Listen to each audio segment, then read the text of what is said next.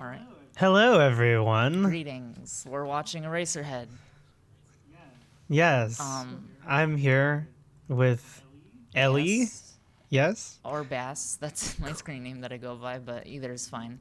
Right. I'm Malmrose Projects on YouTube. That's my YouTube handle.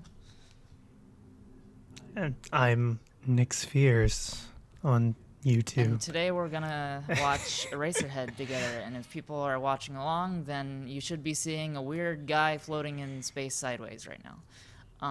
Yeah, floating sideways head. It's classic. The classic floating head. Probably the best opening image to a movie ever, if I'm being honest. Yeah, I like how as the camera like pans around him, his face turns. But anyway, we're already talking about what's happening on screen. Oh no. Okay. So just I guess first things first. This is my favorite movie. It's in my top, but it's like if I had to pick one per director, then it wouldn't be my favorite. But it would be very high up on my list regardless. Well, now I have to know, what's your favorite Lynch? You know, it's like when it comes to the Lynch, I don't have a favorite. I just love 4 different films equally, which is Eraserhead, Lost Highway, Mulholland Drive, and Inland Empire. Wow, that's really cool. You know, I think that like Lost Highway and Inland Empire have that like weird bad rep with like David Lynch fans, where people are super not into those, even if they're into like, you know, Eraserhead and Mulholland Drive, which I totally don't get, by the way. I think they're all amazing. Yeah, I just think it's like I think they're all kind of very similar movies to begin with. Yeah, they tackle similar subjects in different ways. Yeah. Like identity is a really big one, and so there's like multiple people playing multiple different things, and like 2 people playing one character, and yeah, that whole thing. And if I'm being completely honest, my favorite thing Lynch has ever done is probably the new season of Twin Peaks. Oh yeah, it's so good. It's really good. But I do not want to talk about the new Twin Peaks at all because I will not shut up about it, and also I don't want to spoil it for people. Right, yeah. Oh man, one day we got to talk about that, because like I'm making a video now, and I'm going to admit that I have intentionally not watched your videos about it because I didn't want to, like, you know, get too wrapped up in like someone else's ideas. Like I wanted to try and come at it from my own angle, but then like I'm very excited because the second that that's over, I'm going to watch all of yours. So, and then we get to have a very lengthy and exciting discussion about it. I'm very excited. I would love that. And you have to let me know what you think about my videos, because I don't know how I feel about my own videos. Oh, okay. Please validate my existence. Here we have a man sitting by a window covered in burns. Yes. The thing about Eraserhead that's different from all of Lynch's other movies is he has a tendency towards surrealism, but all of his other films are grounded in some form of reality, and this one just doesn't even have a pretense of being realistic at all. Right. It's built its own like totally ethereal kind of like reality, like subconscious reality, where it's just like existing in somebody's brain, and like that's it. Like that, yeah. There's no reality to the movie. Have you ever seen the interview with David Lynch where somebody asked him about his statement on Eraserhead? And he was like, "I don't have a statement." Yeah, or somebody what? said. Some interviewer said to Lynch, "So you say that Eraserhead is your most spiritual movie?" Yes. Would you like to explain what that means? No. No, yeah, that's a good. That's a great David Lynch impression, by the way. I mean, I know you only knocked out a couple words, but like you got his affectation very good. Yeah. But the thing about Lynch, I used to not get him, and like I used to get his films, but I used to not get him and like why he didn't talk about his films the way that I would want him to. And I finally figured it out, and I think it was talking about Mulholland Drive, where he's basically said, I don't want to tell you about what the film means because the film itself will tell you what it means. The film is the statement. Right. If I want to make a statement using film, the film is that statement. And that's pretty much how I feel about all of his movies, is like, you shouldn't I mean, you should listen to people's experiences with the film and what they think about it, but you should also just watch the film, because Right. it says so much more than any one reviewer could do it justice. Right. But we're right. gonna talk about our own sort of interpretations, and we're also gonna talk about other things related to the film throughout the course of it. Yeah.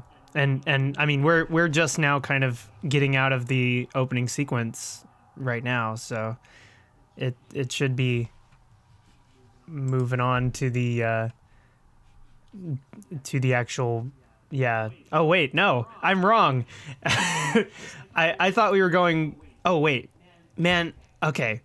Wow, I am all over the place. I'm pretty sure we go through this hole here and then we just go right to Henry's face, but I could be wrong. Right in front of the doorway, and that's where the movie starts proper. Yeah, right there it is. Yeah. Okay, now we're into the movie. Yeah. All right. That's like an opening credits sequence of tone rather than who made it. Right. I think it gets to the bottom of the to the thematic stuff. Like it's the inception of the movie, but ultimately the movie does start to attempt a reality at this point. And actually, I know that we just said that we're not going to talk about Twin Peaks: The Return, but we're going to talk about it for just a second because I got to bring up one thing, and that's the nuclear stuff. Oh yeah, the nuclear stuff is this movie. It's this is a movie he made in the 60s, right? Early 70s. Or it was released in the early. No, I don't know. But the point is. Oh, okay. Then yeah, he was making it in the 70s. Well, so I stand corrected. But the point is, the nuclear holocaust was definitely on his mind because that's what this movie is. It's like this post-nuclear world, which is something that he's returned to in Twin Peaks: The Return briefly, and I think that his usage of it in Twin Peaks: The Return says an awful lot about what his opinion on it is in this movie too. Which is that this spirit breaking thing happened with nuclear creation, this it's more of a humanity as a morality thing. Is when the nuclear bomb was created, it broke the spirit of humanity, and this is something that the movie here kind of tackles in its own sort of way. I don't know. Yeah. But I mean, I thought that was interesting. I've joked that The Return is basically Eraserhead too, because Eraserhead. I mean, I'll mention it when we see it, but he has a picture of the atomic explosion in his bedroom. Yeah. And the atomic explosion seems to be a theme throughout The Return, and it seems to be the idea of a nuclear age is a big thing in Lynch's films because I've noticed all of his films have to do with themes of good and evil in a very basic good versus evil sense, but the way he approaches it is very surreal but very with a point. And the point that I got from The Return is that spiritual evil is born from the hands of man, and yeah, and Eraserhead exists in sort of a post-apocalyptic environment that is not really all that post-apocalyptic. It's basically just Philadelphia in the 1970s. Right. And so the lived reality of Eraserhead is much it's exactly as oppressive as watching Eraserhead, but it's also just sort of made nightmarish and surreal in Eraserhead, but there is a very real tangible reality to everything that's going on in the film. It's just that the film doesn't explain that reality in terms of what happens. It explains it in terms of how it felt. Right. And there's a really good point in there too, where you're saying that it's not a matter of the fact that this movie was shot okay, the movie is definitely shot to talk about a post-nuclear reality that exists in some future time or some like alternative reality or something like that. But by selecting locations within Philadelphia to give it that appearance, it is inherently made Philadelphia look like, by selecting certain areas of Philadelphia in and of itself like inherently looks like a nuclear post-apocalypse. Like the reality of the movie is that this is actually kind of what it is. Yeah.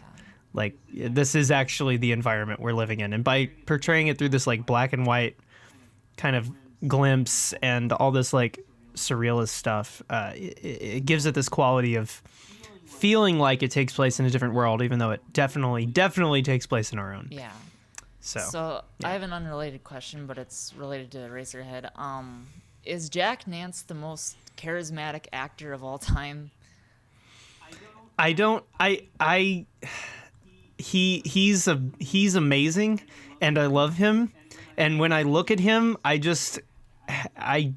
he's so perfect for this movie that I don't even understand. Like who could have? It's this look that's in his eye most of the movie, where he just looks confused, but he looks confused in a world that's already like really, really confusing. So to us, it's very confusing, but like to him, it's even confusing. So it's like he's got this like perfect perpetual 1,000-yard stare in this movie, and I love it. He's so great. He's been in. He was in Dune, he was in Blue Velvet, and he was in Twin Peaks and Lost Highway. And I've seen all those movies. Dune is the one that's least in my mind, but right. But every time he shows up, I'm always like, it's that guy from Eraserhead. But also at the same time, like, he just, like, he plays a bad person in Blue Velvet, but he's so charismatic for the 5 seconds he's on screen. And then Oh, I love him in that film. Twin Peaks' earnestness throughout the entire original series is so different to all the other characters in the rest of the series, where all the characters, other than like Cooper and Andy, like a lot of the characters are very nice, but like, you know, every character's having an affair. Every character has some sort of like problematic aspect to them, and then amidst all of this, Peter is the one character that is just like completely earnest, and you know how he feels all the time, and he's not lying or, you know, anything. He's just a nice guy who seems to not think much about doing nice things, and that's kind of where the charisma comes from, is that you kind of feel like, I kind of feel while watching any movie that Jack Nance is in, mostly David Lynch movies. There's the atomic bomb, by the way. Yeah. Whenever I watch something with Jack Nance in it, it becomes like I feed off of his charisma so much that even when he's playing a character who isn't supposed to be a good guy, I still enjoy like having him in the movie. When he shows up, it makes you happy. Yeah. Even when like he's awful. But yeah, I had a stupid thought, and that thought was like, you know how at the Room, when you see spoons on the screen, you throw spoons at the movie? Yeah. At Eraserhead midnight showings, when they see the picture of the atomic bomb, do they throw missiles at the film? Yes. The answer is yes. But I like how he has hay on the ground. Right next to the Radiator. Anyway, right. Keeps it there. In regards to Jack Nance, though, Wild at Heart. I know you haven't seen it. As of the recording of this, not to date this thing, I love how he has bricks in his window. Like, he can't even see what the world is outside. This is the shittiest apartment in history. Yeah. But anyway, in Wild at Heart, Jack Nance is in it for like 5 seconds, and he is the most amazing character. He's so great. I love him. Anyway. Yeah. Yeah. Dedication too. They worked on this movie for 6 years, and he kept his hair like that. And all the clothes were from thrift stores. Right, which I can relate. I've made movies, and yeah, you buy them all at thrift stores, and you just wear them around a lot. Yeah. so I can relate. And if you know about the history, for people who haven't seen The Art Life, the documentary where David Lynch talks about his life before making movies, David Lynch's history was basically this was his last shot before having to give up on his dream. He was at his rope's end. He was out of money. He had nothing. And it was because AFI decided to pay for his schooling that he was able to make this film, and this was his one chance to not fuck his life over. And he made Eraserhead. Yeah. Like, I would think you would want to play it safe, but he just went for it. I actually think that this is the best possible result of like what that situation was. Like he had to make this exact movie, like with all of its boldness and all of its like just ridiculous presentation, like all of it. It had to be this, and I love that. I think that's amazing. Yeah, I mean, like, if you see the documentary, the context that it gives to this film, you can tell watching this film how extremely earnest it is start to finish. Like, nothing about what David Lynch is doing is meant to be for any purpose other than to like say something that's important to him. Right. And even insofar as like if we do talk about the production, like a lot of this movie was written like the day before it was shot. So he was like, we're going to include a scene today where this happens. And it's like, that is a really active and interesting way of making a movie, in that you're constantly including relevant aspects of your life into your film as it is made, which is, yeah, I think that's really neat. There's this movie called Chungking Express where they shot it while they were writing it, like in tandem. So they'd make up stuff on the spot and then they'd just shoot it. And they ended up with one of the greatest movies of all time, in my opinion. I think Chungking Express is a masterpiece. But yeah, two movies that did that: Chungking Express and Eraserhead. And Inland Empire later. Totally different. Oh yeah, is that? Yeah, that's right. Well, that's the him returning to his kind of let's try this again roots, and that one really pisses people off because they think it's really excessive. When this movie, yeah, okay, quickly to talk about the difference between this and Inland Empire. The reason people hate Inland Empire and love this, I think, is because Inland Empire is 3 hours long. Oh yeah. Like this movie is an hour 20. Like this thing just flies by. Inland Empire feels like you're watching it in prison, but I love it. It's just, man. For me, the 3 hours isn't a problem because by the hour mark, the movie goes so far into absurdity that I get lost within the second hour, and then in the third hour, it suddenly starts to bring it all back. And that's what I love about the pacing of that film is, like, it doesn't, like, I can't stop the movie because no matter what is going on, I need to see what is going to happen next. Even if I've already seen the movie before, I just need to, like, experience the rest of the movie because it doesn't feel right to, like, have the movie be an hour and a half. Yeah. That's a weird format of David Lynch movies. Like, if we really want to talk about them structurally, they do this thing where they start off with like a long establishment sequence where we get all the necessary information we need, and then the middle of the movie is like this bold detour into absurdity to kind of convey its major themes. That's when it gets really, weird and arty, and then he brings it back at the end with like a really definitive and very real point. And I kind of like the way he middles his movies in a way that isn't so traditional. It makes the movie kind of, okay, let me put it this way. I feel like a lot of movies have a middling problem where, like, right around the second act, movies get really kind of dull a lot of times. But he keeps his interesting by being just absolutely the strangest thing you've ever seen, and then he brings it back at the end. And he especially, I think that's really neat. He especially starts dull. Like I think the best example of that is Lost Highway. Lost Highway is yes, very dull for the first 40 minutes or so, and building up the tension of those first 40 minutes is some of the best horror I've ever seen in any movie. And then it just goes to a fucking different film altogether. Like, it just turns into a different film halfway in. They have this amazing evolutionary quality, I think is a good way of putting it. Like, that, I totally agree with the Lost Highway thing. But all of his movies have this weird evolution. Like, you sit down and you don't know where it's going, and it goes to places you could never possibly expect. And then when it actually brings it back around, you're like, oh, wow. A lot of people don't get David Lynch, and, like, I get it. I understand. I don't understand, but I understand. You know what I mean? Yeah. But, I don't like, understand okay, for it, but I feel instance, it. right? Yeah, yeah, exactly. But like for this is why I don't understand it, because this scene right here is the funniest scene ever put in a film. Oh yeah.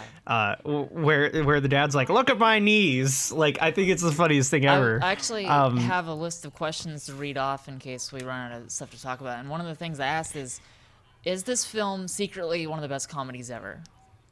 Yes, is the truth. God damn, this movie's funny. And intentionally so. Like, a lot of people think that it's bad funny, but I don't get that either. Like, the characters are just so zany in a world that's already nonsense. Like, but somehow it finds a way to include characters that are so vibrant in this, like, dead, cold, sad, miserable, disturbing world, that every time you get even a second of, like, something nice happening, it's so, like, you want to laugh a lot. Like, it's an interesting experimental comedy in that it makes you so miserable that whenever anything funny happens, it's the most hilarious thing that has ever happened. Yeah. Like, it's great. It's so great. One of the things about, also for the record, again, not going to talk too much about The Return, but I think The Return has the best David Lynch comedy ever. But The Return works a lot more like his movies than like the original show. And one of the things about his movies that I really want to talk about is his tone. He seems to have the best command of tone of any director I've ever seen, because you can watch a scene like the chicken dinner scene, or like several scenes in The Return, or like the scene in Blue Velvet where Kyle MacLachlan is being like harassed by Frank Booth, and that's like the most notorious scene where Frank Booth goes completely insane. Yeah. Or, you know, tons of scenes in Lynch's filmography where the tone is very specific. Also, another great example is Lost Highway. Anything with Mr. Eddie in Lost Highway. What he does is he'll have a scene where it's a little awkward and you can't tell whether to laugh or feel uncomfortable, and then he uses that to make you laugh and then make you feel uncomfortable, like in like a space of such a short amount of time that it just becomes absurd. Like the first example that comes to my mind is the Lost Highway sequence with the mystery man with the phone. Like, that scene starts out kind of funny and then becomes creepy as hell. And it's like, how can, it gets really, within really 2 serious. minutes he can go from I'm laughing to I don't feel comfortable watching this anymore. Right. And I think that there's that gets into what actually like what Lynchian actually is. And I don't know if you've read the David Foster Wallace bit on David Lynch, but he talks a lot about what makes something Lynchian, and he says that it's the inherent mundaneness in something that is disturbing. Like, it's the way that the thing that he uses as an example is he's like a Lynchian thing would be like if, you know, some cops came over and to investigate a murder, and they were like, you know, why did you kill your wife? And he's like, well, you know, she bought the wrong peanut butter. And it's like, it's so mundane, but it's psychologically like complicated and upsetting, but it's kind of funny in how mundane that psychological nightmare is. Like this here, it's like literally the driving element of why this is both funny and horrifying is the fact that the chicken is a little tiny chicken. Yeah. You know, it's like an absurdly small chicken, and it's the whole driving force of what makes this like this scene, and that's what makes his style. It's like it's that inherent mundaneness of disturbing nature of this film. One of Also, this is birth imagery. one of the best images anyway. in any movie. Yeah. One of my favorite quotes ever is from Todd in the Shadows in his review of Oh, Telephone by Lady Gaga. He said, Lady Gaga has finally mastered the ability to be sexual without being even remotely sexy. And that's what I think about as a very good application to Eraserhead, because the film has an overtly like really heavy sexual undertones throughout the entire thing. Like, this scene is partly sexual, but it's not sexy. It's Right. not, it's not, arousing. It's disturbing. And Right. I do think sexuality inherently does have the ability to disturb people, and it can be done in a million different ways, but he does it through sort of making, like, he seems to capture discomfort rather than horror or, being like terrified or, appalled at what's going on. You're just uncomfortable the whole time. And Right. that's sort of like, the way I think about it is Eraserhead is essentially a movie about a man who is becoming a man too quickly, becoming a father too quickly, and is not happy about it. And every little scene might not make sense in terms of what's going on, but in terms of the tone, it fits the feeling of how that would feel to have sexuality sort of interfere with your life like that. Like, having sex leading to children, leading to fatherhood, leading to responsibilities that you're not ready for, that sort of experience has the lingering, the lingering discomfort with sexuality in itself. And I think that Right. Eraserhead is all about capturing the fact that it's a very uncomfortable experience becoming a parent. Yeah. And he just blows it to the nightmare proportions where it doesn't resemble human life, and it feels like some weird nightmare. Like, it feels like having a nightmare about about having a kid that you didn't want to have. Right. It's this whole like thing of being internal, like the movie being internal. It exists within Henry's mind. The whole thing. It's like the way the movie is made in a way that portrays its psychological nature. I mean, even like, look at that shot. it's like so clear. But yeah, it's like the entire purpose is to portray its psychological nature more so than portraying its reality, because the reality of it is, difficult and horrible, but the psychological reality of it is terrifying and scary, and that's something. And also, this moment here is just the most hauntingly sexual thing ever put to film. I hate this moment. Yeah. Yeah, this is so torturing. But anyway, This scene right here, what I find so interesting about it is, like, it feels like it would never happen, and at the same time it feels like I've been right there. Like, I've been in this exact yes. moment. Oh my god. Yes. Yeah. But I wanted to bring up electricity because we just saw a shot of a lamp flickering and then going out. Not. I'm gonna bring up The Return. Electricity is a major theme throughout all of The Return, and I think that's a deliberate reference to Eraserhead. But I'm also trying to think, like, hasn't that kind of been a theme of all of David Lynch's, like, the films I've seen, at least, like, that technology and electricity factor into things going on very directly, where it's like in Lost Highway, the camera is a major feature of, like, the events of the film, and like, well, and like the phone too. Yeah, it's phone. like these common technical things are brought into, they're used in this like horrific way. Have you read any Marshall McLuhan? I haven't. Okay, that's fine. You should, though. It's very good. But his like whole main driving theme and everything, like what he's interested in as a media studies like philosopher person, is this idea that technology is inherently moving us forward in a way that is challenging. I guess we'll say horrific is another way of putting it, I guess. But like the world is changing so fast because of technology that we don't even stop and really consider how horrific technology can be, which I know is like the theme of something like Black Mirror, I think is something that's all about that too. But the telephone is a strange invention when you really think about it, and like the video camera is a strange invention. Like, but the thing is, technology is progressing so fast that we don't ever really have a time to stop and think about how these things, like what these things actually mean.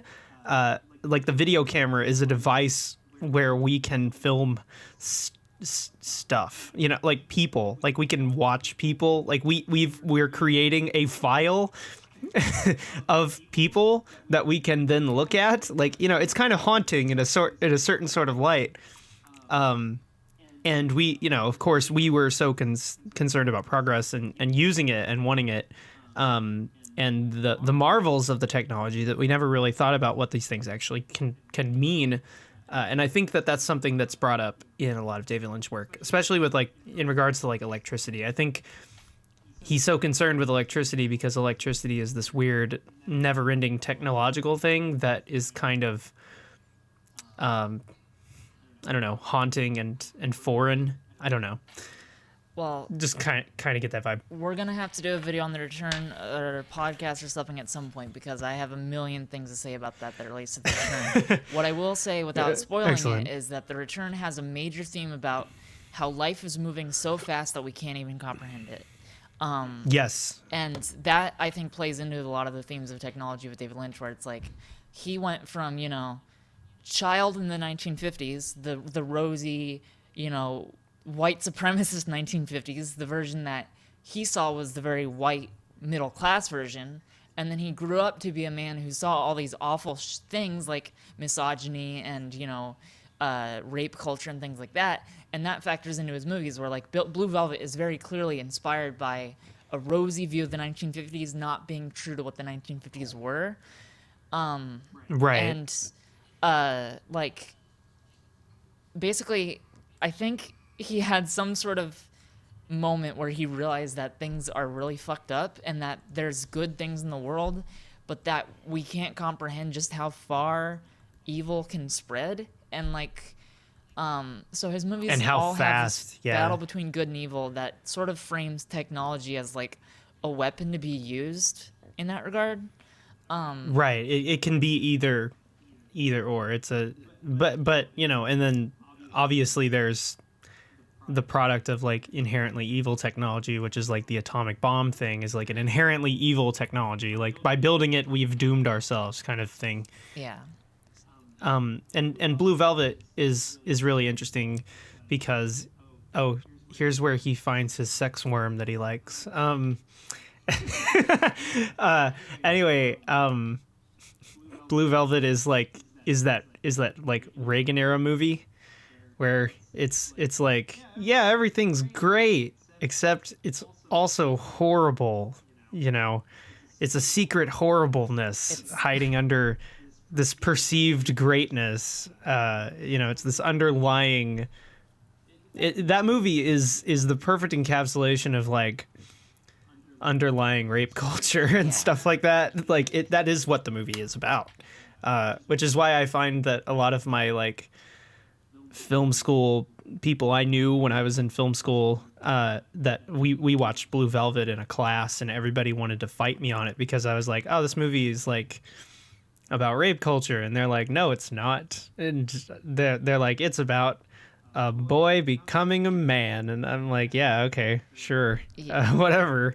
Yeah, Blue Velvet is interesting, but like the thing about like David Lynch and his sort of like themes is that he will go pretty far, and Blue Velvet is a film that goes very far. Like Eraserhead, of all of his movies, Eraserhead is probably, even though it's probably his most unsettling film, maybe Fire Walk with Me is more unsettling, but this one or Fire Walk with Me are like up there for his most unsettling film. Even though it's his most unsettling, it's probably one of his least controversial in terms of like ethics, because there's a very clear. Oh, I wanted to point out.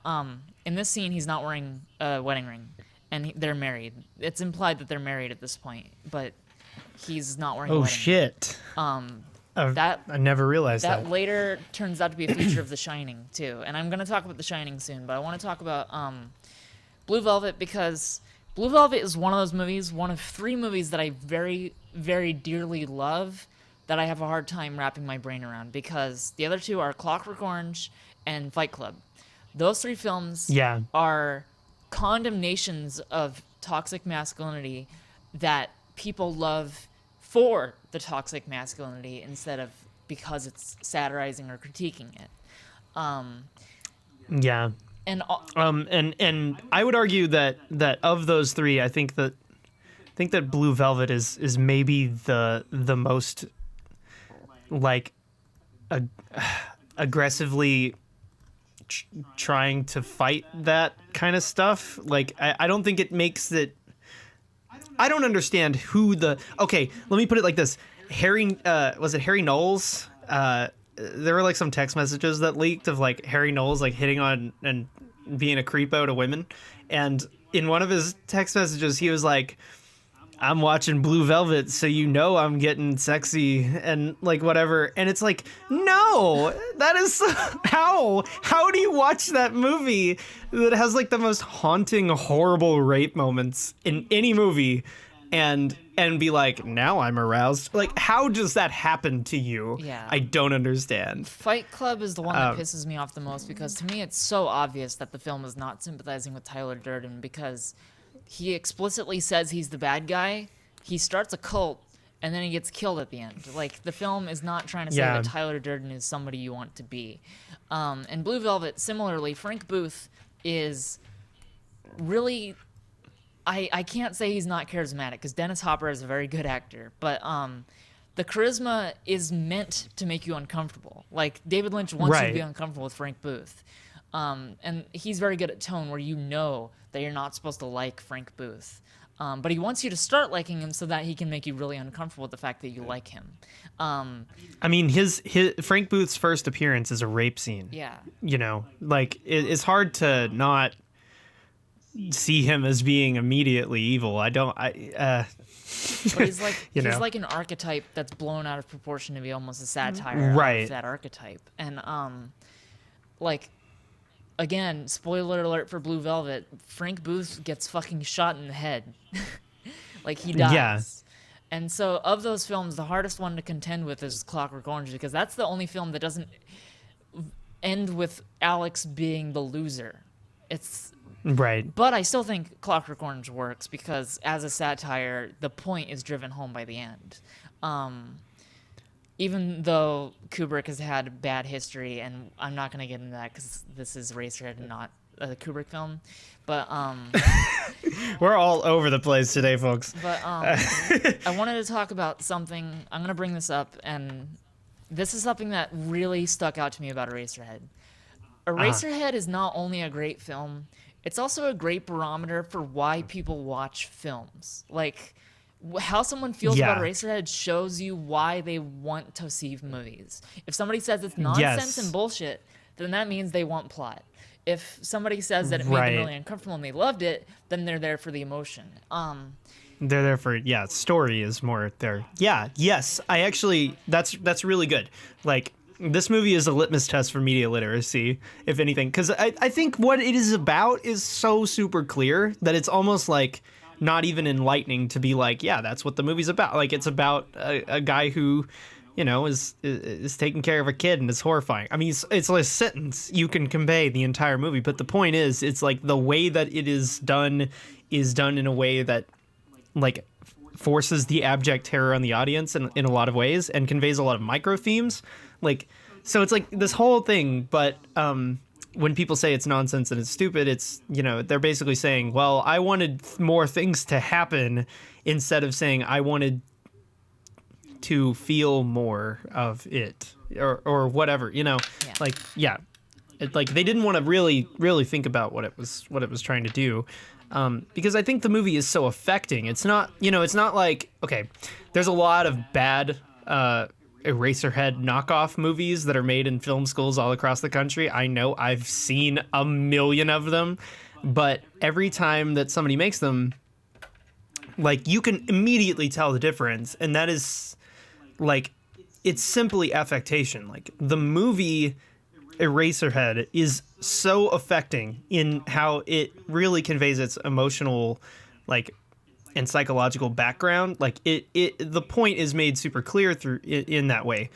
But when you see this other stuff, it is just nonsense. Like, it is completely just nonsense when you see some film student do it, and they are super wrong about everything because they're like, I just will make a movie that's nonsense and people will, so I don't know. I feel like you don't know how amazing Eraserhead is until you see somebody do it badly. Yeah. Yeah. Have you ever seen Upstream Color? Yeah, I have seen Upstream Color, yeah. We talked about this before. Upstream Color is like it's like the closest I've ever seen a filmmaker come to capturing what Eraserhead did without trying to be Eraserhead. Yeah, yes. Because that film is a visual poem, basically. That movie, yes, it's a visual poem, but that movie was made down the street from me. Yeah. Yeah, like literally a stone's throw away from where I'm at. And that's how I feel about like Twin everybody Peaks. around here worked on it. But what's up? That's how I feel about Twin Peaks because I live in Washington. So. Oh, really? Yeah. Oh, that's amazing. Like, I live like an hour from Spokane, which is where David Lynch grew up. So it's like David Lynch is. Oh shit, that's cool. Is a pride of our town, and I mean not my town specifically, but like, the state as a whole. Yeah. But like, I wanted to mention also going off that litmus test thing. Here's something really interesting I noticed, and this is something I want to bring up. 3 famous directors notoriously saw this film and were affected by it. Stanley Kubrick, George Lucas, and Mel Brooks. And you can tell by what films they made after seeing Eraserhead where their priorities were in terms of why they liked the film. George Lucas went on to make Return of the Jedi. Mel Brooks, with David Lynch, went on to make The Elephant Man. And Stanley Kubrick went on to make The Shining. I haven't seen The Elephant Man. I'm sorry, I haven't seen that. But I'm going to go ahead and guess what Mel Brooks is going for based on that. But Return of the Jedi is a film that is nothing like Eraserhead in any way except for one thing that I noticed, which is special effects. George Lucas was impressed by Eraserhead's visual realism and the ability to convey physical spaces. And I think George Lucas was impressed by the visuals and the effects of Eraserhead. So he went on to make Return of the Jedi. And he wanted Lynch to direct it, famously. And he said no. Right. And the story behind that is hilarious with the salads and whatnot. But right. But Stanley Kubrick went on to make The Shining. And the similarities between The Shining and Eraserhead are thematic. As in, basically they're the same story. Very similar themes about a man failing to become a father properly. Right. And then Mel Brooks, as far as I can tell based on Elephant Man and the culture surrounding that film, got out of it mostly the emotional experience. And so I find it interesting how all 3 directors liked Eraserhead for completely different reasons. Right. Okay. Now would be a great time to talk about The Shining, because there's this one thing. There's a parable that goes around, and people talk about it in film school a lot, and it's probably not true, but let's pretend that it's true, just for the sake of argument. It's believed that Stanley Kubrick would sit in his office when he was planning on adapting a book into a movie. He would read the first 10 to 15 pages, and then if it wasn't thematically interesting to him, or he didn't think that it was very good, he would just toss it, literally physically toss it across the room, into a small pile. So he had a pile of books, and he was reading through, and he was looking for very specific themes that he wanted to work with. And he got to The Shining, and The Shining had inklings of thematics that he could do to make kind of his own version of the thematics of Eraserhead in its own sort of way. And he made that immediate connection and was like, all right, that's why I'm going to make this. And he made all those very dramatic changes because he wanted to mostly focus in on the weird emotionality of Eraserhead in his own sort of way. Now, as I said, probably not true, but that is how the story goes. Yeah. And if that is the truth, that's very interesting. I know he made the cast and crew watch the film, Yeah. Eraserhead, which makes sense. Yeah, I don't know. I mean, I don't know. It's hard to believe, really, that. I mean, it's not hard to believe, but it is that something like Eraserhead would spawn something like The Shining in its own sort of way. But yeah, here we are. I don't know. I think it's safe to say that Eraserhead comes from Stanley Kubrick in its own sort of way too, because like 2001 was previous to this, and the sound design of this film has a lot of abject similarities to 2001. So they have a weird relationship, David Lynch and Stanley Kubrick, for the brief time that they knew each other. Interesting. I know that it's becoming popular now to sort of bash auteurs, and I'm fine with that because there's plenty of critiques to be made there. But Stanley Kubrick and David Lynch are interesting because they both are clearly auteurs in a sense, and what makes them interesting as creators is that if you really, I mean, especially Doctor Strangelove onward, and for David Lynch, pretty much his entire career, but especially his more surreal work, they're all basically the same movie with like the same basic theme, same basic movie, same basic plot even, just like redone according to some sort of like change that's specific. Like, I did a video on Barry Lyndon, and Barry Lyndon is about how a man can become a monster. The Shining is about... which is what The Shining is about. It's about how a man becomes a monster. Clockwork Orange is about how a man becomes a monster. Full Metal Jacket, about how a man becomes a monster. He has had outliers where 2001 is not like that. It's about how a man can become better. But, like, yeah. David Lynch is very much about the sort of discomfort with existence and where your own individual place is in the wider, like, oppressive world around you. Right. And that's why, as a big sociology fan, like, David Lynch is one of my favorite directors, is because you can approach it from a very, like, interactional perspective where, you know, when I watch Eraserhead, I think about, you know, what does it say about Henry that he treats Mary a certain way? What does it say about, you know, Henry that he cheats on his wife? What does it say about him that he, by the end of the film, murders his own son? Like, right. Like, there's like, and that's how I approach film analysis. Is very much like, what is happening and what does that say about the bigger picture? Like, do the little details have relevance or impact? Because sometimes a detail can just be a detail. Sometimes it can just fill out the world or fill out the tone or fill out, you know, something minor. And sometimes it's really, really important. Like in Mulholland Drive, the repetition of certain filmmaking techniques is vital to understanding the film. And that's something that a lot of viewers aren't thinking about while watching. And I'm the weird analytical person who's always thinking about those kinds of things. But, like, what makes all of David Lynch's films worth seeing, even though they all have the same basic themes and the same basic plot, is how the details change that plot and that theme and the meaning and the tone and, like, how you can apply that. Like, Twin Peaks has the same themes of, like, the horrors of things beyond our own comprehension as well as the horrors of things within our own comprehension.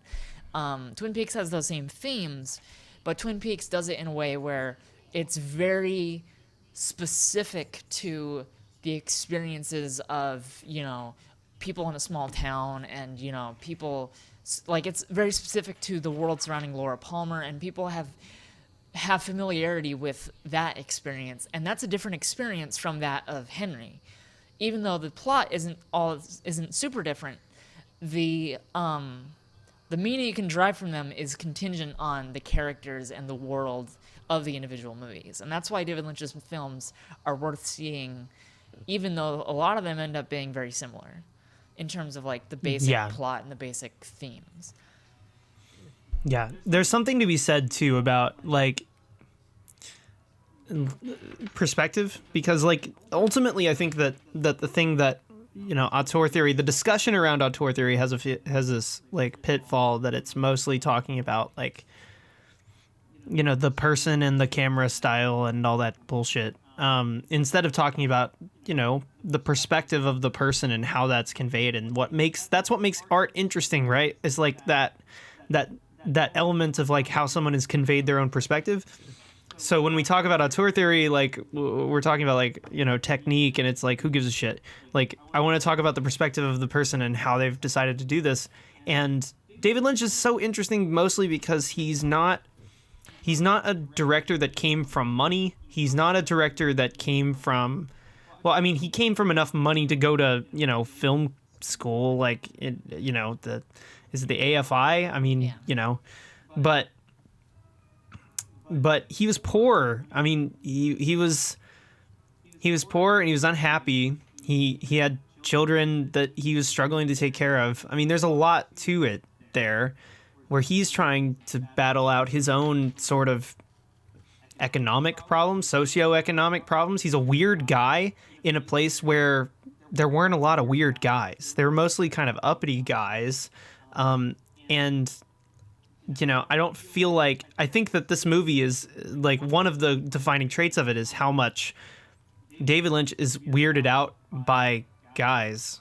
Like, like every other guy that isn't Henry in this movie is like an alien.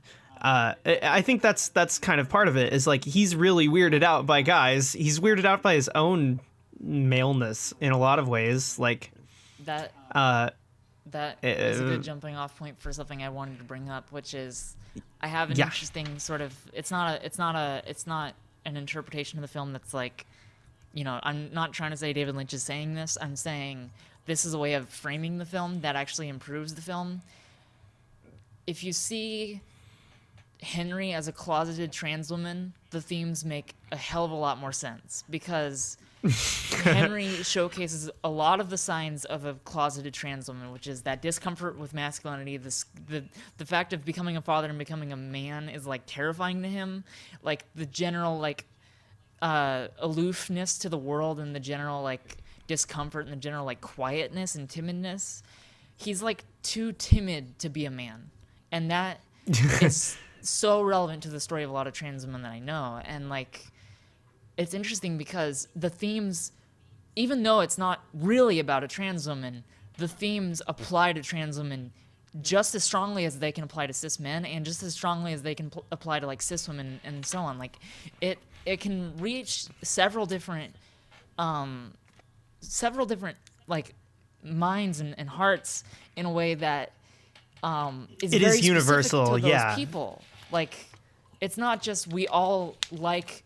It's not like, oh, I relate to this white guy. It's like, I don't even interpret him as a white guy. I interpret him as a woman. Like it feels so relevant to my own life in a way that's totally different from the way that my brother feels about the film. This is one of his favorite movies, and the way my brother feels about it, it's how he interprets those experiences versus how I interpret my experiences that changes our interpretation. But they both stem from the same source material, and they both have like inklings of truth in that source material. Right. Yeah. No, I mean, I totally agree. And you heard it here, folks. Eraserhead is trans culture. But anyway, oh God. But anyway, no. So, but I mean, it is, I feel like it's fairly indisputable that what's going on screen right now as we're watching the sequence is a man being horrified by his own masculinity. Like he's so scared of it. Like he's pulling out these worms and he's like, "Oh God, what is this?" I always like I get it as sperm, and he just had a exactly. He's throwing him against the wall. He's like, oh God. I'm gonna say that image of the sperm hitting the wall is probably my favorite image in the entire film. That is a totally acceptable thing.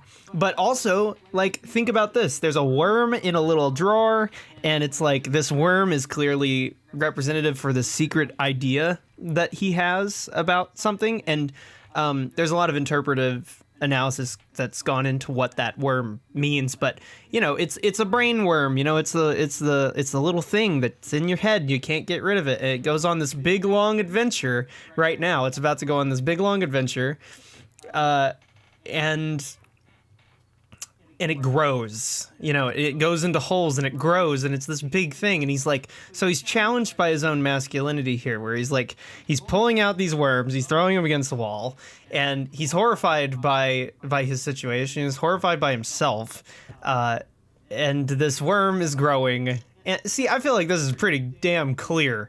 It's this and then we're going into the worm. We're now into idea land. Like this is him.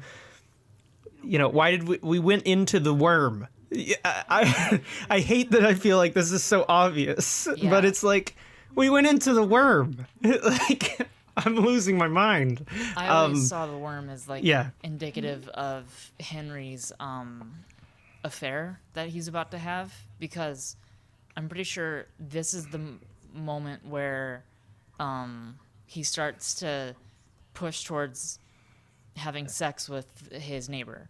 And I always interpreted the worm as being like the idea of having an affair. And honestly, if you go from a gender perspective, then it's in a sense reclaiming his masculinity by, having sex with this hot woman, basically.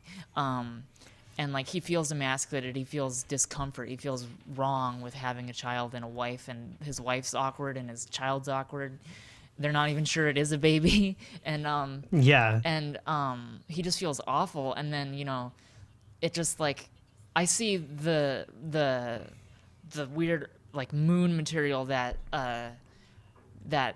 the worm was crawling through, and that features throughout the film as his mind, and it's growing, it's consuming, it's growing in his mind until it consumes him, and then he finally decides to have sex with his neighbor, and then that is the big turning point. And that's the thing with a lot of David Lynch's movies, is that there is a moral turning point at which point a character either does good or does bad. And if they do bad, then they get punished by the end of the film. And if they do well, then they don't. And in Blue Velvet, the turning point is Kyle MacLachlan.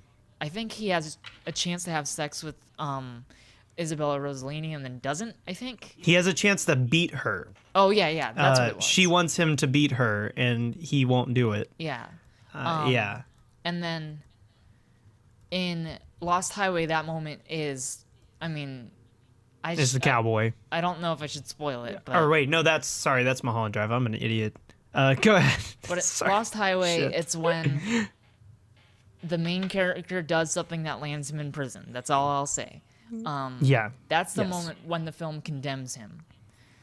And the middle portion of Lost Highway is that character trying to cope with the fact that he has done something irredeemable. And this scene is Henry finally giving in to the wrong part of who he is and doing something that, by the film standards, is irredeemable. Cheating on his wife and basically neglecting his own child as a result. It's very clear in the scene that he is neglecting his child. And oh my god, the fucking baby. We haven't even touched on the baby. No, we have not. The baby is just the most uncomfortable thing in any movie ever. Yeah, man, how the hell did we get, how far are we into this movie? Over halfway, and we haven't talked about the baby. Oh, fuck. Yeah. Oh, my God, we're an hour in, and we haven't talked about the fucking baby. It's crazy. Well, the baby is, very iconic, but interesting story. Okay, I wanted to talk about Eraserhead stories because the first time I watched it, I think I watched it on YouTube in segments. And it was Yeah, really that's low how I quality. watched that too. But the second time I watched it, I actually rented a copy from the library, and I made my entire family sit down with me and watch it because I was just so amazed by it. Yeah, it's on the Eraserhead Blu-ray now, I think. So, But one of the that's interesting pretty things good. about the culture surrounding Eraserhead is that despite being one of the most iconic movies visually that I've ever seen, it's one of the movies that's surprisingly easy to experience blind. Like, you can't see Empire Strikes Back without already knowing certain aspects of what happens in The Empire Strikes Back. You can't see The Shining without knowing Here's Johnny or the hedge maze or the blood in the elevator. Like, there's a ton of iconic Right. imagery that everyone talks about and is still out there. Like, but Eraserhead, I didn't know anything about it. And my dad told me about the film, having seen it, and his version was not what happens in the film at all. He remembered a completely different version of what the movie was like. And the fact that that it has such an iconic imagery and such an iconic like cult surrounding it, and despite that fact, I went in not knowing anything that happens in it, is a testament to just like how different of a film it is. That I see it as a film that essentially cannot be spoiled, because if you explained the literal things that happen in the film, it wouldn't make enough sense that people can create an imagery in their mind of what it would look like. Right. It doesn't look like it is, Yeah. if that makes sense. Yeah, I agree totally. Also, this is the moment where they bang it out in a weird hole in the ground. Yeah. I always interpreted the weird lake and the weird puddle as being semen. Yeah. Because yeah, it's probably. sort of milky and white, and I mean it's Yeah. disgusting, but it's also exactly the kind of thing that fits the tone of the film. Right. It's a hole in the bed. It's yeah. And I like how she gives the Kubrick eyes wide shut look at the baby when they're like kissing, and then he used that, like Kubrick recreated that and used that for the poster for Eyes Wide Shut. Yeah. Which is really cool. But I love Eyes Wide Shut, by the way. That's the most emasculating movie ever made. I think it's highly underrated. Yes, I do too. It's it's funny because like that movie's very emasculating. This movie's very emasculating. Okay. So this right here, I don't usually like to talk about effects, but this is milk thrown on something. They filmed it and then they ran it backwards in slow motion. This is a thing that I had to film. I filmed once. I was filming this movie with this robot being built, and we shot it in all these like weird pieces, but we covered the thing in milk really fast and we shot it in slow motion and we ran it backwards. It was really cool. That was a good time. I liked that, doing that thing. This is so that planet there. God, I'm all over the place. That planet, in heaven. God, we're going everywhere. That planet looked an awful lot like the baby's face, is all I was going to say. And now we're in heaven. Yeah. This is a movie. This is where it's talking about suicide. I have a differing interpretation on this scene. I think. Okay, I'm interested to hear it. So my interpretation of the Lady in the Radiator is that what she represents is everything that Henry wants a woman to be. Like, the sperm, she steps on sperm. She can't get pregnant. That's kind of how I interpret that. It's like, she can't get pregnant. She's always happy to see you.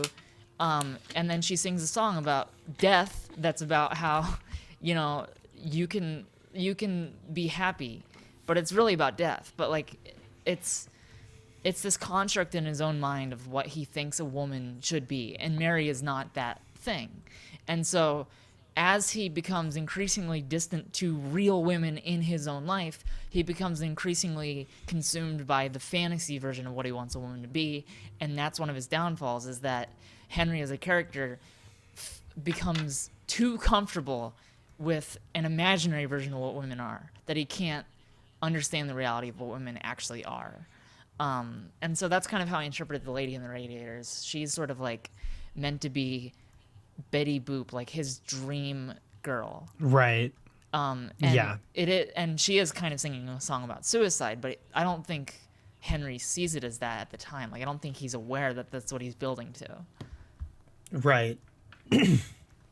Well, I'm going to bring up this interpretation again.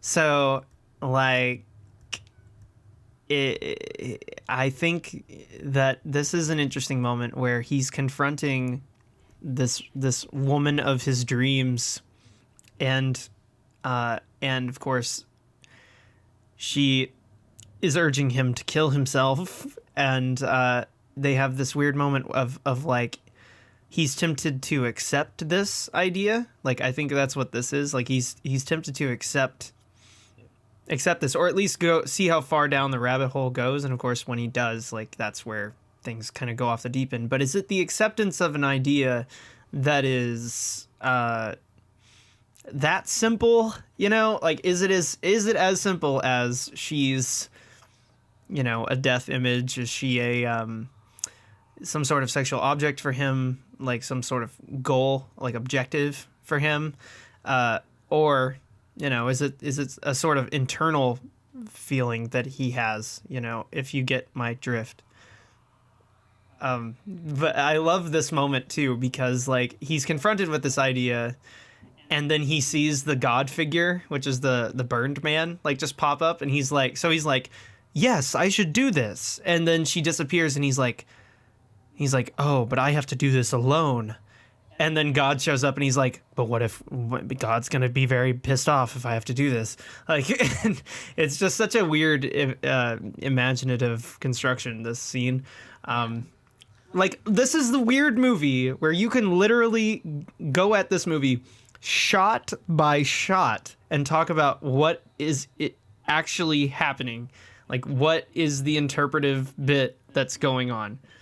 And no two people in a room will have the same views. Like, that's the amazing thing. Yeah. It's like, it's so divisive as to what it could be. But this is the moment, obviously, I mean, clearly this is the moment where the idea, the worm that was in his brain, it became his head there for a moment, and knocked his head off, which is like, you know, clearly it's consumed him. Anyway. Yeah. Interesting thing. My weird interpretation is that the thing that knocked his head off was a dick. Because it looks like penetration. Yeah. Yes.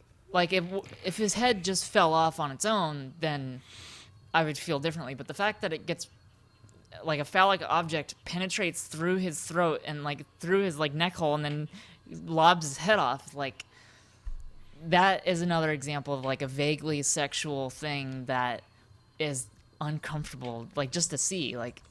And this scene is probably the most disturbing in the entire film. I agree. And for me, the most disturbing part is actually when he's looking at the lady in the radiator, and then she just disappears, and it doesn't cut away to him. It just cuts, and she's gone. Yeah. That kind of editing is why I love Lynch's films, because he does the same thing again in Blue Velvet, and it's shocking in Blue Velvet, because Blue Velvet isn't as nearly as surreal of a film as a film like this, or even his later films. But, like, in Blue Velvet, Frank Booth is, like, yelling, trying to round up the gang, and then the snap edit just cuts, and he's just gone. Like, and, like, that lapse of time feels so, like, vital to the scene, even though there's no technical reason for it. Like, tonally and thematically, it has a lot more relevance. And it's like, David Lynch, what I love about his films, and this is probably most present in Eraserhead and in parts of The Return, is that David Lynch wants reality to fall apart for the viewer. Yeah. And that's why he is my favorite filmmaker, if not tied with Stanley Kubrick, is because when I watch a movie, I try to get engaged in the plot, and then, you know, I'm sort of checking my watch when I watch something like Inception, where it's like, yep, that happened. I knew that was going to happen, because that's what happens in movies. When I watched Lost Highway, when I finished it, I thought it might have been my favorite movie ever, because when I saw it, by the time Pete is having sex in the desert with an attractive blonde lady, and then she disappears forever from the movie. By the time that happened, I was so done trying to guess what was going to happen next that I was just going to let David Lynch do whatever he wanted. And The Return, when I watched it, I already knew David Lynch really well. I already knew the way he commands tone and the way he frames reality is so fragile that you might as well not even assume a reality going in. And yet The Return still managed to blow my mind heavily by the end, because Right. even within the world of David Lynch, The Return stands out as particularly strange. And Eraserhead has its own sort of world to it. But Twin Peaks, The Return is building off the world of Twin Peaks. So the sort of meta themes and meta narrative going on with The Return is like made it so much more shocking than I would have expected. But Eraserhead starts outside of reality so that people sort of, there's like an external part where there's this weird, like the place we're in now, it's like we're in this weird surreal world that has no no direct relation to the scenes that we saw with Mary and Henry and the family. But like there's an external world of surreal, and then there's the supposedly real internal reality of like the major plot of the film. And David Lynch likes to let that internal reality fall apart so that we have to try to make sense of the external aspect. And as a result, I think David Lynch is one of the best at writing plots for movies, because the plot, he has a framework of a plot that gets you to engage with the plot, and then he rips that out from under you so that you have to engage with the themes and the emotion and the experience. Right.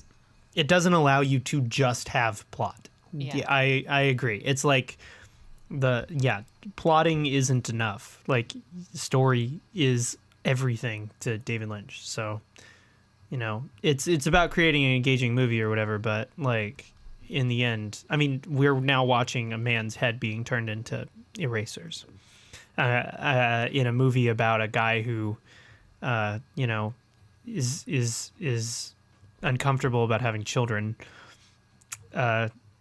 So I wanted to say a random fact. I'm pretty sure this man, I need to look it up. I think I'm right though. I think this man who does the erasing also plays one of the dads in Bill and Ted. That's amazing. I guess it's possible. This was LA stuff. A lot of this was LA, I think. Oh wait, no. He was at the Philadelphia Academy of Fine Arts for the whole thing. So that's right.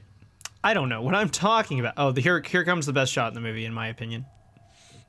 Iconic shot. The iconic shot. Everybody loves. Well, oh wait, fuck. I'm wrong.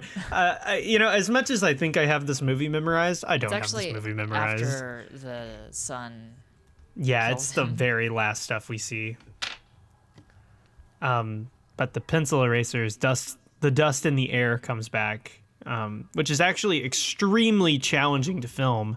If you've ever tried to film dust flying around, it's the worst. Yeah, I mean, my attempts at, you know, my attempts at making film do not resemble actual film. Yeah, that's okay. That's, you know what? That's fine. It's more about appreciation, I think, than anything. Like, I couldn't make a movie like this. I mean, I could in theory, but like, this movie is what? Oh yeah, I totally forgot that there's a moment where he looks out the window and he sees somebody murdering a guy in a puddle. In a puddle. Yeah, God. Man, I was like, what was that? And then I was like, oh yeah, I forgot this movie is this way. This ending is so tough because by this point, like, you've been lulled into this position with it where things are happening and they're just kind of rolling off of you. So like this aspect of the movie is always like new and neat to me because I feel like I've never seen it before every time I see it. So I don't know. It's weird. Yeah. I mean, there are iconic moments. I mean, obviously the plotting stuff where, you know, he kills his kid and stuff. But I might be a little yeah. fast to say these kinds of things because somebody actually complained during my return analysis that saying it was the best TV show ever made was probably a bit of an exaggeration. I don't think that's an exaggeration. I think The Return is the best thing to ever happen to television. But like, I very often will say a film is a perfect movie, but Eraserhead I think is a perfect movie shot for shot. And what I find interesting is that it's probably the only perfect movie that makes no sense why it would be a perfect movie. For all of the sloppiness of everything in this film, it feels like there should be some flaw, but I can't think of a single one. Like that shot of a guy beating someone up in the mud is not remotely important to the plot. It's not remotely important to the themes. But it is to the story. Would like not it is work to him. if it wasn't there. It needed to be there. Right. We need to return to the idea that the world outside is dangerous and scary. Like, it's just an added little bit. My thing about it is, like, Eraserhead is a departure from our ideas of narrative storytelling. It is the visual medium of film being used in a way that is purely artful, in a way that it often was not used in the past. There's this other movie that's influenced this film a lot, called Night of the Hunter, which is like a formalist, not musical with singing in it, about a preacher who's trying to kill children. He's like a preacher that murders children, and it was made in the 50s or 60s. I never can remember dates, but and it changed the way that we make movies, and the way we think about movies in a formal capacity. Are you familiar with the ideas of like realism and formalism? I'm not super like the familiar. dichotomy. I have sort of a colloquial understanding of any terminology. Okay, so real quickly, like realism and formalism are on a spectrum. Realism is like you're absolutely trying to convey the most real thing ever. Think like I would argue against what I'm about to say, but I'm going to say it because this is what everybody unanimously agrees. But something like Michael Haneke films, like The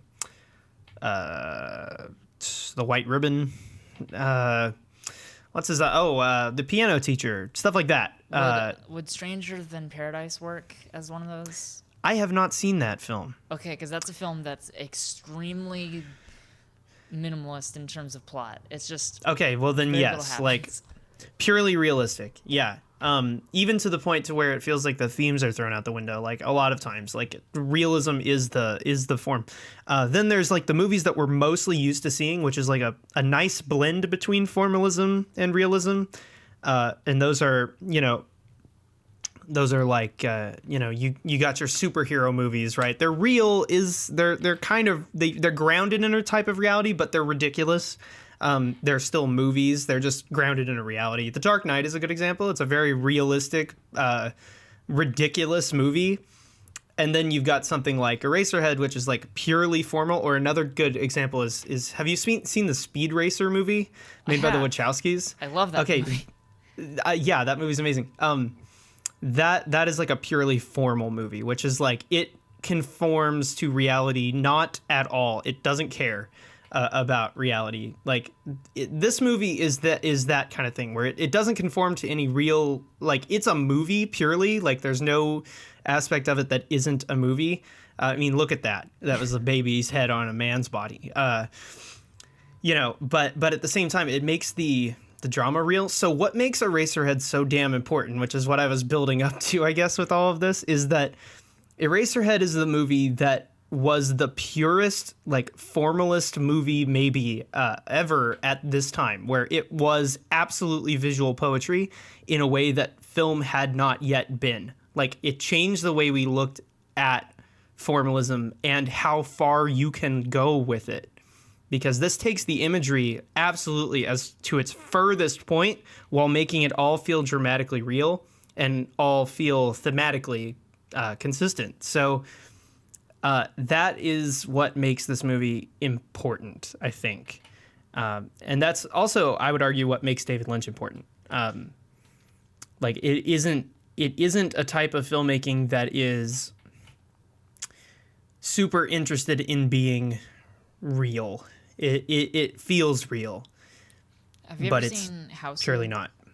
Yeah. I've seen House is another great example of a film that doesn't even try to have a reality to it. Yeah, no, it's totally, that's like a formalist horror movie that we don't really see. I think another good example is something like Evil Dead 2. I know that's ridiculous, but like Evil Dead 2 is like a purely formal movie that has a lot of themes and important things that it's got on its mind, but it's so like wrapped up in formalism that there's an inherent problem with formalism, and that is that people watch it and they go, wow, what a bunch of weird shit. You know, Speed Racer is talked about like it sucks, you know, but all of the things, like it being a cartoon is like inherent to what makes it amazing. Like it's a cartoon on film, you know, in that sort of sense. And it does have a lot on its mind, but the point is that it's a cartoon. This is ridiculous and absurd, but it's absurd with a point, and so it's using formalism to tell a story, story, not plot, but like story, real story. And you know, Hausu is the same thing. It has a lot on its mind, even though it's like not in any way realistic. Here is the moment, by the way. I've been talking for a long time about this. I think that, and I'm not going to say much, but I think that wanting more of a degree of realism is much more prominent in like Western and particularly like American films, and I feel like yes, all of the films I've seen that are not like that are from like, you know, Japan or China or places like that, all of the films I've seen are much less interested in realism. Right. I want to remind you that, like, you know, Crouching Tiger, Hidden Dragon is a movie that exists where people fly around in the air and punch each other, but it's like one of the most dramatically sound movies I've ever seen. And it's not Western at all. But nowadays, like, that is one of the things that I think has shifted in the conversation in the way that we talk about movies, is like we're so like brought in by realism. We talk about how movies need to have realism in order for them to exist. And naturally, yeah, like dramatical truth is extremely important, but the way in which it is achieved is like, you know, totally different. And so like when people get mad about Eraserhead and they're like, it's a bunch of crap, you know, they've not only have they missed the point, but they've also missed the point of art and what art can do. And I thought it was funny how I killed film culture right when he killed his child. I wanted to point Anyway. out, though, that the organs inside of the child's body look vaguely like testicles. Oh yeah, yeah. And I definitely think everything in this film is meant to have a slightly vague sexual component to it. Mm-hmm. Just to like capture the discomfort of being a father. Yeah, I can see that. What I love about this scene is that he becomes so scared that he walks into the corner and just stands there. Yeah, he just stands there as this like complete as mashed potatoes leak out of his He's child. nothing more than a frightened child. That's what I love about this, is that throughout the entire film, Henry is supposed to be a man, but he's nothing more than a frightened child. Yeah, I mean, ultimately, it's drawing a comparison between the two. They're both completely like him and the child have a lot in common. Yeah. They're both like, you know, they have wants and needs and desires or whatever, but they can't ultimately achieve them because they feel like they're limited or they feel like they're held back, or you know, they're. Jesus Christ! I just want to talk about the imagery again here. Is just like, ugh, it is haunting to look at. One of my favorite things about this film, and it's also relevant to The Return, is the effects. I wouldn't say they're dated so much as they were already bad in the first place, but not bad in the sense that they look bad and it ruins the movie. I mean, they look cheap, and that helps the surreal quality of it. Yeah, that's a good thing to talk. That's another thing. That's another reason why, like, okay, on a purely formal level, like formalist way is like the mentality with formalism is that we get more emotional truth and dramatic truth out of like perspective and whatever than actual real true to life events and the way that these things would actually happen in life. Like observing life is one way of gaining meaning, but having like a purely stylistic experience is another way of getting meaning. And that's one of the reasons why I really like horror films and stuff, because I feel like horror films are a venue for us to experience empathy for people and like understand like perspective. But anyway, that's ultimately what's done here, is like the effects here don't have to be amazing. There's the shot. Yeah, but the effects here don't have to be amazing. I mean, they are amazing. I think they're amazing, but ultimately the emotional truth behind the effects is the point, and I think that element of it is perfectly conveyed. Look how shocked he is. I mean, yeah. I mean, it's there. Like the dramatic truth of it is there. Like, and now we're going into a planet. I think the effects are perfect. Like, they look cheap, and that helps give the feeling of unreality. If it looked more realistic, then it would be less disturbing. It would be less otherworldly, and it would be less interesting. Like, oh wait, the ending. Oh yeah, we're coming up on the ending. I want to ask, since we're about to be done, is this like the most disturbing ending to a movie ever? Yes. He hugs the figure of his desire, that desire being, a kind of death. I mean, even if he hasn't physically killed himself, he has killed himself internally. By killing his own child, he's inadvertently killed himself, which I think is clearly what the point of the movie is. One of the things about the ending, and this is a cliche that is so talked about, the idea of the gunshot cut to black. Like, the idea of cutting to black can symbolize death very directly, because that is sort of what death would be like. Right. I mean, it's impossible to comprehend death, but like an artistic representation would be cutting to black. And the way that the film ends, clearly he died. Like, that's what I get from it, is like, that's the language of film, is that if you end on cutting to black, then that means that somebody died. Like, The Sopranos had that, and every bad student film has that. But what makes it so good in this one is that the cutting to black is punctuated by the building up of the sound design and the imagery, and the tension is just so thick in that scene that when it cuts to black, you're caught off guard by it, because you're not expecting that to be the absolute ending, because the film is very non-linear in terms of, like, you don't know when it's building to a climax, but you feel climactic, and then it's just over. Instead of ending with some sort of resolution, it just ends as soon as the point has been made. And that's something that Lynch has done many times. Like, he didn't do it in Blue Velvet, but he did it in Lost Highway, and he did it in I think he kind of did it in Mulholland Drive, but there was a bit of like lingering stuff. But like, building up to that climactic finish and then having it just end is like so haunting that it doesn't need to make sense in order to be disturbing to people. Yeah, no, I mean, the visual language of the thing is just like, hard stop, it's over. The movie, his story is over. Like, that's it. That's all you're gonna get. Like, that his story is over. Yeah, I mean, I think it's fairly clear. But we have completed the film, so I suppose this is the wrap-up moment. It's time to wrap up and talk about any lingering thoughts. I mean, there's probably a million. Yeah, one lingering thought I have is that I really need to go to the bathroom. That's fair.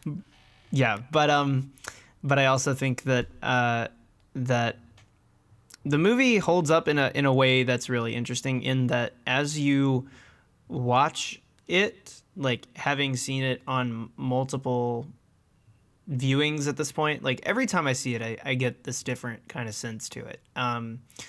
I look at it through the lens of where I am in my life and how I feel about things. And my most lingering view is that I can and never intend to settle with what I think this movie is, which is totally okay. Like, I am perfectly satisfied feeling as if the movie is amalgamous and will always change for me as I continue to live my life. And I love the fact that I watch this every year and I feel differently. And that's kind of one of the magical things about it. Yeah. So that's my main takeaway, is just that. My main takeaway from the film, seeing it, this is my first time seeing it in I think 6 or 7 years. One of my main takeaways is, first of all, the fact that I remember everything so vividly after all that time, even though there's movies I've seen more and more recently that I remember less of. Like, it's a film that I feel there are no soft opinions on it, and there are no, you don't come out of the experience taking away nothing. Even if what you take away isn't something you're fond of, you're going to have some feeling about it that's going to be very strong. Like, and it's going to challenge the way you look at film.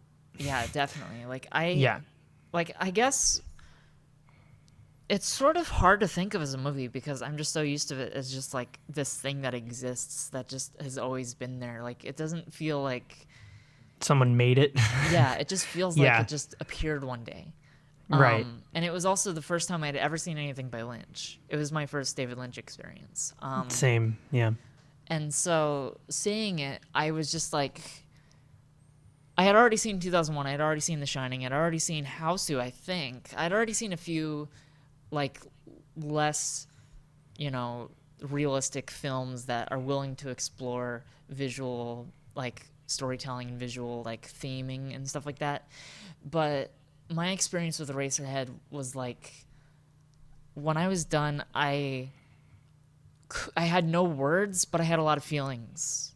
Right. And that's always what happens when I'm done seeing it, is I don't know what to say, but I know how I feel, and I want to figure out how to say it. And that's kind of, this is actually the first film I ever did a film analysis for. I had an old channel, and the first film I ever did any analysis of was Eraserhead, and it's still to this day the film that inspires me to make film analyses, because my idea of the film analysis is, how can I process these feelings and translate them into words?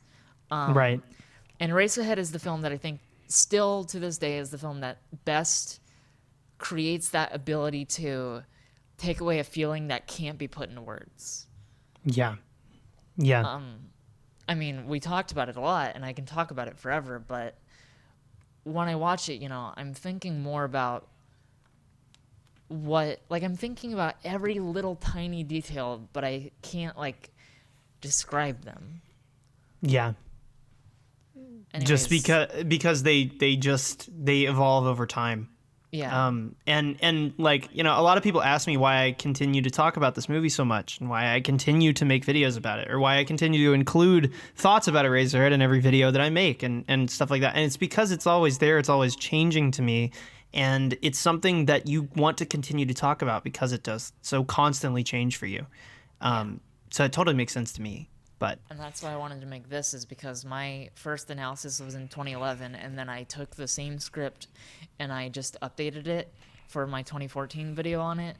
And that was 4 years ago that I did the updated video. And in 4 years' time, having not seen it since my 2011 analysis, I didn't watch it for my 2014 video. I went off memory for that. I am coming back to it because there's all these new things I wanted to say, having not seen the film in years. It's so, because we've changed and the movie's changed too. And one of the most interesting experiences I've had is that I don't need to rewatch a movie in order for my opinion on it to change. I just need to think longer about what I already remember from it. And Eraserhead is so memorable in my mind that, having not seen it in years, I was starting to interpret things I already remembered differently because my own, I was sensory recall. Yeah. And so, Right. you know, when I started my channel, I was still feminist minded, but I wasn't like vocally a feminist, and I wasn't vocally trans. I didn't know I was trans until late 2014. And so coming back to it, you know, being trans, having experiences within the trans community, having talked to trans people, having, you know, been in feminist and social justice circles, and like gotten used to the discussions in there, it made me want to go back to the film and think, you know, like David Lynch, and think about it in these terms. yeah, he's the auteur that isn't the asshole, because Kubrick was mean to a lot of his, you know, actresses, and there's, you know, a lot of, like, Hitchcock was notoriously just a total piece of shit, but David Lynch has a reputation for treating his actors really kindly and for being really nice to people, and I think there's an earnestness to him that gives a feminist reading of his movies like a lot more credit than you might get from doing a feminist analysis of something like Psycho. Right. And so, like, the sort of gendered angle of all his films, it's there in a lot of them. It's there in Eraserhead, it's there in Blue Velvet, it's there in his last 3 films, it's there in Twin Peaks. Approaching it from a gendered perspective, it's definitely not. I'm not saying that David Lynch is making feminist art, but he's making art that is a great conduit for discussing feminist themes that can be handled appropriately. Because the counterpoint is cheap exploitation of feminist themes, where people without earnestness just want to sort of like appear that they're empowering women. Like I've always had a controversial opinion that I really dislike Kill Bill, because it's basically the woman empowerment through making them kill people. Like, and that's just never been my thing. And I feel like I rewatched Mulholland Drive recently, and I noticed that the film has a lot of themes that are very specific to lesbians, and it's not like the lesbian aspects of the film are there just to tell a theme and exploit the concept of like women loving women. Like there is a genuine romantic connection that Diane has to Camilla in that film, and like that doesn't stem from David Lynch wanting to make a lesbian movie. It stems from him having an earnestness to what he does, where he just ends up making that. Like he just ends up making films that have interesting looks into the treatment of women in society, and like men, the expectations that are put on men. He has a lot of interesting themes that come from his desire to say something more so than what ends up being said, because what ends up being said can be interpreted a million different ways. But his earnestness appears in all of his movies, and that lends itself really well to different readings of his movies. Yeah. I think that's a really good way of putting it. Yeah. Well, we've already gone over the time of the film. Yeah. For anyone who is listening, thanks for listening to us ramble about formalism and lecture you on the nature of storytelling in movies. Yeah, it was fun. It was good. We'll have to do this again sometime. We should do another Lynch film. Yes. At some point. Mulholland Drive. We'll do a 3-hour long podcast about Mulholland Drive. I would love to do a thing on Mulholland Drive or Lost Highway. Yeah, that'd be really cool. Or possibly even just the last 2 episodes of The Return. Yeah, that would be amazing. Yeah.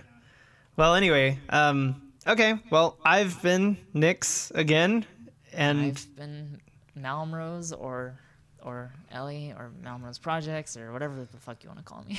Yeah. Well, thank you guys for listening. Bye. Bye.